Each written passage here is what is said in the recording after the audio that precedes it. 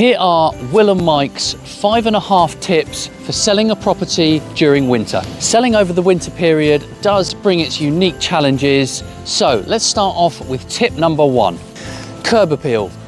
Clean away any fallen leaves, trim pushes, and make sure pathways are clear. First impressions when a buyer is walking up to your house is really important. The second tip is to do with lighting. Now we know in winter it's very dark, so it's important to make sure that you've got all those blinds open fully and that you've got lights and then more importantly, lamps on where you can. Tip number 3, create a warm and cozy atmosphere.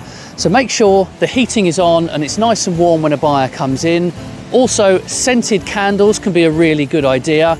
And if you've got a fireplace, that adds a really nice touch of warmth. Tip number 4 is seasonal photos, and what we mean by this is making sure that the photos are an accurate representation of the time of year. For example, if you've got summer photos for your listing, make sure you've got more current, up-to-date ones for the time of year so it looks like your home hasn't been on the market for months.